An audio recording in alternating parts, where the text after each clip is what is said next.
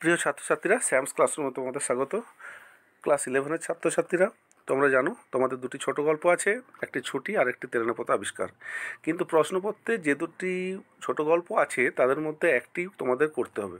তাই আমি তোমাদের প্রস্তাব দেবো, তোমরা যে কোনো একটি ছোট গল্প, আমি তো বলবো ছুটি গল্পটা করাই ভালো, কারণ ছুটি গল্পটা বেশ সহজ এবং বুঝতেও সুবিধা হয় এবং একটা তোমাদের মনের গভীরে গেঁথেও যায়।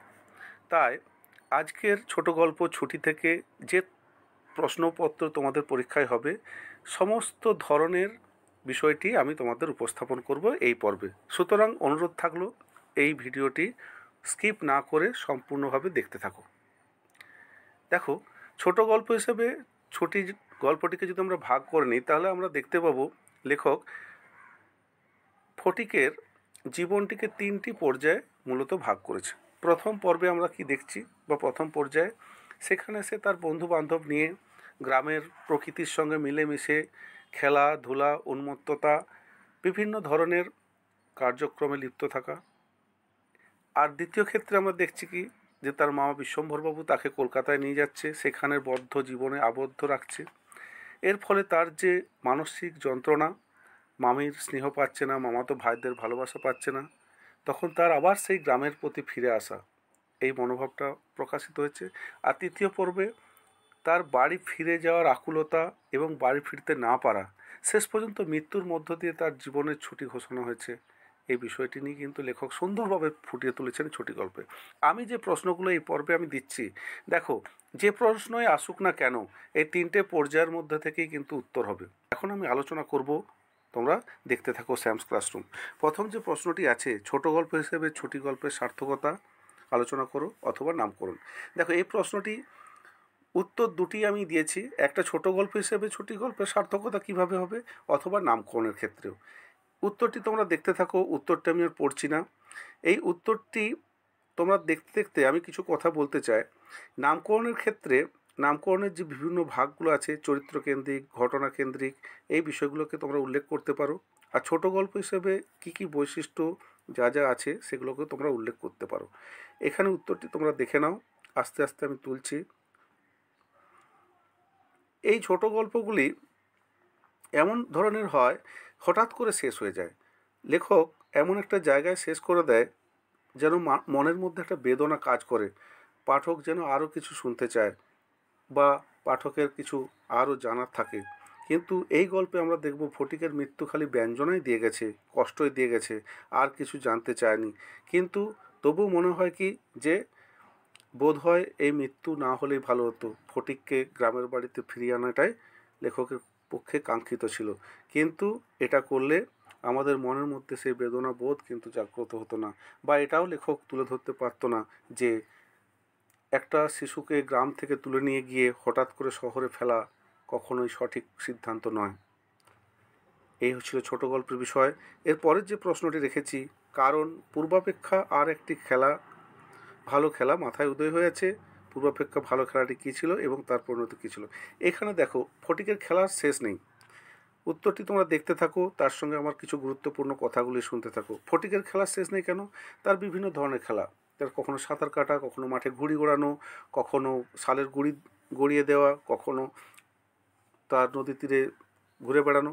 তো এইসব খেলার মধ্য দিয়ে হঠাৎ করে তার মাথায় উদয় হলো একদিন যে শাল কাঠের গুঁড়িটাকে নিয়ে নদীতে গড়িয়ে ফেলা হবে। তো সেই সময় তার ভাই মাখনলাল বাদ সাধলো, কিন্তু সে খেলতে দেবে না, ফটিকও খেলা ছাড়বে না। তখন বললো, ঠিক আছে, চলো ওকে নিয়ে গড়িয়ে আমরা খেলবো। তা করতে গিয়ে একটা বিপদের সম্ভাবনা থেকেই যায়। তাই হলো, মাখনলাল পড়ে গেল, সে কান্নাকাটি করলো, মারধর করলো, সে বাড়ির দিকে চলে গেল। এই ধরনের একটি পূর্ব যে খেলা, সেই কথাটি আছে। তোমরা উত্তরটি দেখতে থাকো, আমি আস্তে আস্তে স্ক্রল করে তুলছি। এরপরে আমরা যেটা আলোচনা করব সেটা হচ্ছে সবথেকে গুরুত্বপূর্ণ প্রশ্ন, সেটা দেখতে থাকো তোমরা। পরের যে প্রশ্নটি, সেটা হচ্ছে, মা, এখন আমার ছুটি হয়েছে মা, এখন আমি বাড়ি যাচ্ছি। এটি কিন্তু সবথেকে বড় গুরুত্বপূর্ণ প্রশ্ন। গোটা গল্পের মূল নির্যাস হচ্ছে এখানেই। কে কাকে উদ্দেশ্য করে কথাটি বলেছে, ছুটির জন্য বক্তার এই আকুলতার কারণ কী ছিল, শেষ পর্যন্ত বক্তা তার কাঙ্ক্ষিত ছুটি কীভাবে পেয়েছিল, এটাকে এভাবে ঘুরিয়ে দিয়েছে। এমন অবস্থায় মাতৃভবন ছাড়া আর কোনো অপরিচিত স্থান বালকের পক্ষে নরক, ফটিকের ক্ষেত্রে অবস্থাটি কেমন ছিল বর্ণনা দাও। তাহলে এই প্রসঙ্গে আমি বলে রাখি যে গ্রাম থেকে ফটিককে নিয়ে আসা হলো শহর জীবনে। বিশ্বম্ভরবাবু আশা করেছিলেন গ্রামের উচ্ছৃঙ্খল অবাধ্য ছেলে ফটিককে শহরে এনে মানুষ করবে, কিন্তু কিছু জায়গায় লেখক এটা উল্লেখ করলেন, গ্রাম থেকে তুলে আনা কোনো শিশুকে হঠাৎ করে শহর জীবনে আবদ্ধ করলে হিতে বিপরীত হয়। ফটিক হচ্ছে তার জ্বলন্ত উদাহরণ। সে পড়ায় অমনোযোগী হলেও বন্ধুবান্ধবদের সঙ্গে মেলামেশা, বিভিন্ন খেলা, বিভিন্ন কাজে সহায়তা করা কিন্তু তার একটা বৈশিষ্ট্য ছিল। কিন্তু শহর জীবনে এসে না খেলতে পেরে, না বন্ধুবান্ধবের সঙ্গে মেলামেশা করতে পারা, বা মামাতো ভাইদের সঙ্গে মেলামেশা করতে না পেরে, বা মামির কাছে যন্ত্রণা পেয়ে তার মনের মধ্যে একটা বিতৃষ্ণ ভাব এসে গিয়েছিল। সে শহর থেকে গ্রামে চলে যাওয়ার জন্য পাগল হয়ে উঠেছিল। জ্বর গায়ে সে গ্রাম যাবে বলে না বলে মামাকে বেরিয়ে পড়ে রাস্তায়। তখন মামা উদ্বিগ্ন হয়ে পুলিশকে ফোন করে, পুলিশ তার গাড়ি নিয়ে আবার ফটিককে ফিরিয়ে নিয়ে আসেনি। সেই জায়গায় যদি তাকে ফিরিয়ে না এনে যদি গ্রামে পাঠিয়ে দিয়ে যেত, তাহলে মায়ের ভালোবাসায় হয়তো সে বেঁচে উঠতে পারত, কিন্তু তা করেনি। এর ফলে মৃত্যুর মধ্য দিয়ে তার ছুটি ঘোষণা হয়েছে। এখন মূল কেন্দ্রীয় চরিত্র ফটিক, তার চরিত্রের কী কী বৈশিষ্ট্য আমরা পাই দেখো। এই চরিত্র লেখার ক্ষেত্রে তোমরা নিজস্ব বৈশিষ্ট্য তোমরা উল্লেখ করতেই পারো। আমার যেগুলো মনে হয়েছে যে গুরুত্বপূর্ণ সেগুলো আমি লিখেছি, তোমরাও তোমাদের নিজেদের মতো করে লিখতে পারো। দেখতে থাকো কী কী পয়েন্ট আমি করেছি। শিশুসুলভ আচরণ ও নেতৃত্বদান, অবাধ্য ও উচ্ছৃঙ্খল মনোভাব, শিকড়ের প্রতি টান। এই যে জিনিসগুলো, অবাধ্য উচ্ছৃঙ্খল একটা গ্রাম্য বালক, সে তার শহর জীবনে যাচ্ছে কিন্তু গ্রাম জীবনকে ভুলে থাকতে পারছে না। এই যে শিকড়ের প্রতি তার টানটা, এটা লেখক এখানে তুলে ধরেছেন সুন্দরভাবে। তার বিবেকবোধ, ফটিককে আমরা কখনোই নির্বোধ ভাববো না।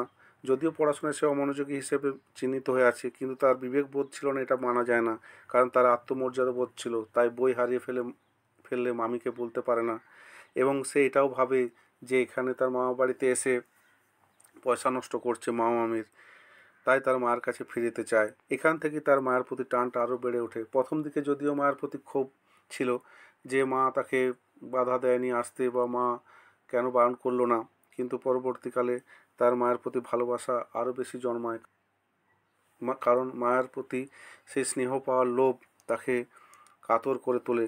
তাই তার ইচ্ছে হয় যে তার মামাকে না জানিয়ে বাড়িতে ফিরে যাবে। এই শহর জীবনে একা বিচ্ছিন্ন একজন ছেলে ফটিক মৃত্যুর মধ্য দিয়ে ছুটি নিয়েছে।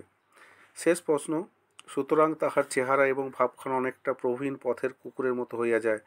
কার সম্পর্কে কথা বলা হয়েছে তার সম্পর্কে মন্তব্যের কারণ আলোচনা করো। এখানেও একই বিষয়, তার শহর জীবনের যে যন্ত্রণা, এবং তার যে যন্ত্রণার সাথে সাথে আমাদের যে মানুষের জীবনের যে স্টেজ থাকে, আমরা শিশু, প্রথমে আমরা যখন জন্মগ্রহণ করি, তারপর শৈশব, কৈশোর, যৌবন, প্রৌঢ়ত্ব। এখানে কৈশোরের যে ঝড় ঝঞ্ঝাকাল, সেটাকে লেখক সুন্দরভাবে তুলে ধরেছেন। এই সময়টা এমন হয় তাদের হঠাৎ করে বেড়ে ওঠা, এই বেড়ে ওঠাটা অনেকে মেনে নিতে পারে না, তাদের কণ্ঠস্বর চেঞ্জ হয়ে যায়, সেটাকেও অনেকে মেনে নিতে পারে না। আর এই সময় এই সমস্ত বালক বালিকাদের ভালোবাসার প্রতি আকাঙ্ক্ষা বেশি জন্মে, তারা ভালোবাসার কাছে পরাজিত হয়ে যায়। কেউ তাদেরকে সামান্যতম ভালোবাসলেও তারা যেন নিজেদেরকে ধন্য মনে করে। কিন্তু এই বয়সে থাকা ফটিক তার মার কাছে ভালোবাসা সেভাবে পায়নি। মা যে তাকে ভালোবাসতো না তা নয়, ফটিক সেটাকে উপলব্ধি করতে পারেনি। সে শহরে তাই চলে আসে। মামা যদিও অল্প ভালোবাসতো, অনুভব করলেও মামি তাকে ভালোবাসতে পারেনি, তাই সে ভালোবাসায় কাতর হয়ে পড়ে। এই সময়টা ভালোবাসার যে আকাঙ্ক্ষা, সেই আকাঙ্ক্ষা সে কখনোই পরিতৃপ্তি লাভ করতে পারে না। তাই বিভিন্ন সময় আমরা দেখছি সে লজ্জিত হয়ে থাকে, ক্ষমাপ্রার্থী হয়ে থাকে, ভাইদের সঙ্গে কথা বলতে পারছে না ঠিকঠাক করে, স্কুলে স্যারদের কাছে তার সমস্যা বলতে পারছে না। তাহলে এই সমস্ত বিষয়গুলো এই গল্পে সুন্দর করে তুলে ধরা হয়েছে। তাই ফটিককে দেখে লেখক বলছেন যে তার চেহারা বা ভাবখানা যেন প্রভুহীন কুকুরের মতো। অর্থাৎ কিছু কুকুর আছে যাদের মালিক আছে, সেই মালিকের আদর ভালোবাসা পায়, রাস্তার কুকুরের মতো নয়। এখানে সেই প্রভুহীন কুকুর, অর্থাৎ তার মা নেই, ফটিক একা, এই জায়গাটা লেখক সুন্দরভাবে তুলে ধরেছেন।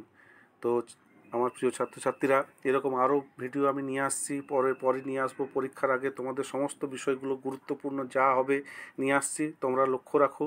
শুধু স্যামস ক্লাসরুম। চ্যানেলটিকে সাবস্ক্রাইব করে নিও এবং ভিডিওটি ভালো লাগলে অবশ্যই বন্ধুদের মধ্যে শেয়ার করে নিও। ভালো থেকো, টাটা।